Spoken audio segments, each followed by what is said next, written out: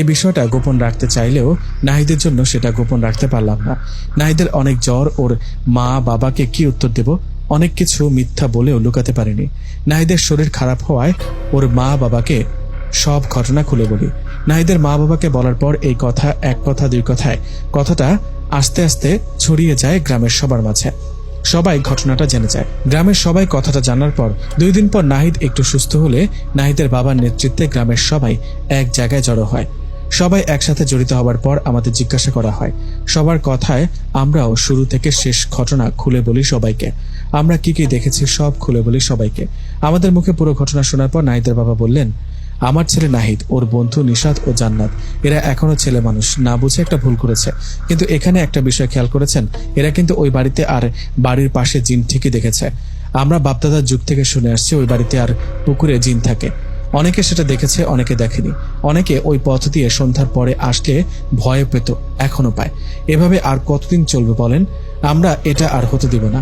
ওই ভূতের বাড়ির জন্য আমরা ঠিক মতো রাত করে কোথাও থেকে ফিরতে পারি না। আমরা কোনো কবিরাজকে ডেকে এনে ওই বাড়িতে থাকা জিনকে বন্দি করে বাড়িটা ভেঙে ফেলবো, সাথে পুকুরটাও ভরাট করে ফেলবো। নাহিদের বাবার কথায় গ্রামের সবাই মত দিলেন। আরো অনেকে বলতে লাগলেন, ঠিক বলেছেন, আমরা ওই বাড়িটার জন্য ওই দিক দিয়ে ভয়ে রাত করে ফিরতে পারি না। আমরা কালকে একজন কবিরাজ নিয়ে আসবো। আমাদের পাশের গ্রামে জালাল কবিরাজ আছে না, ওকে নিয়ে আসবো। ও অনেক ভালো কবিরাজ। যেই কথা সেই কাজ। গ্রামের সবার অনুমতিতে পরের দিন কবিরাজকে নিয়ে আসা হয়।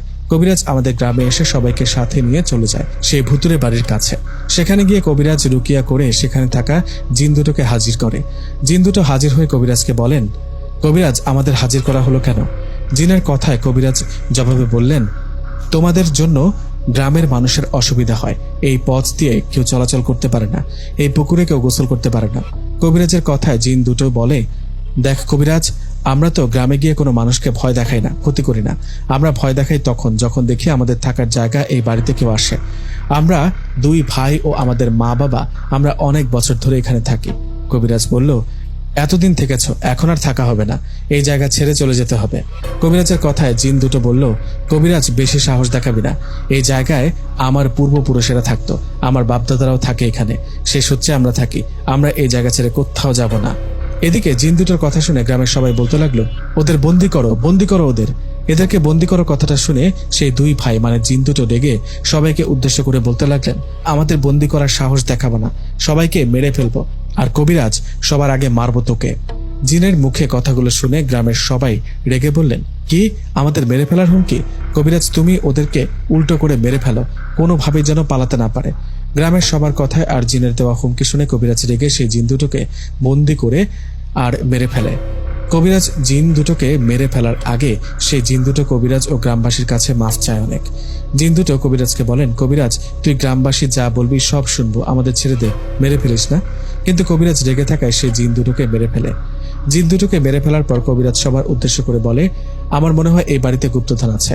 নাহিদ, নিশাত ও জান্নাত ওরা যে দেখেছিল পুকুর থেকে একটা জিন একটা কলস নিয়ে উপরে উঠছে, আসলে ওই কলসে আছে সব গুপ্তধন।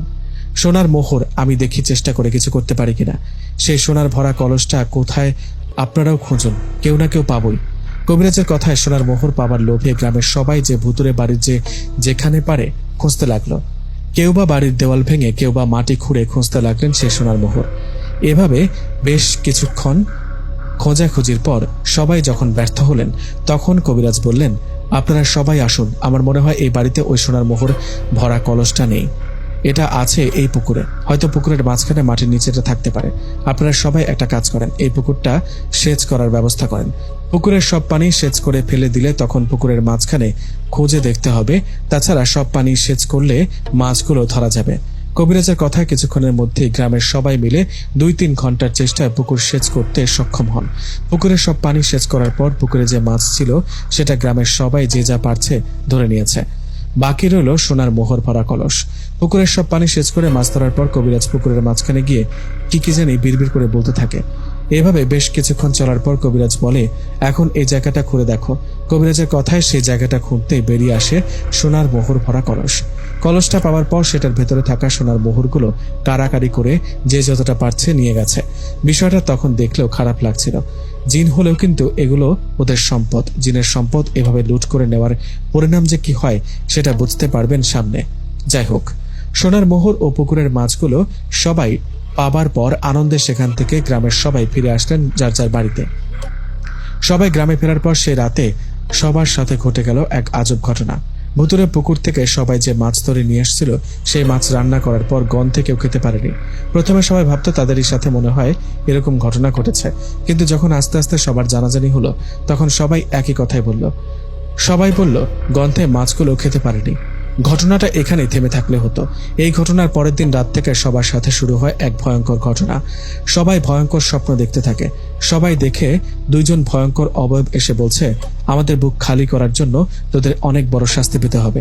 দে আমাদের সম্পদ আমাদের ফিরিয়ে দে, বাঁচবি না তোরা, কেউ বাঁচবি না। এমন অদ্ভুত স্বপ্ন দেখে সবাই একে অপরকে বলাবলি করে, সবাই সবাইকে বলে জানতে পারে। একই রকম স্বপ্ন সবাই দেখে এভাবে 1 রাত 2 রাত 3 রাত কেটে যায়। সবাই একই স্বপ্ন রোজ রাতে দেখতে থাকে, কিন্তু এভাবে তো থাকা সম্ভব না। তাই 3 দিন পর সবাই আবার এক জায়গায় জড়ো হলো।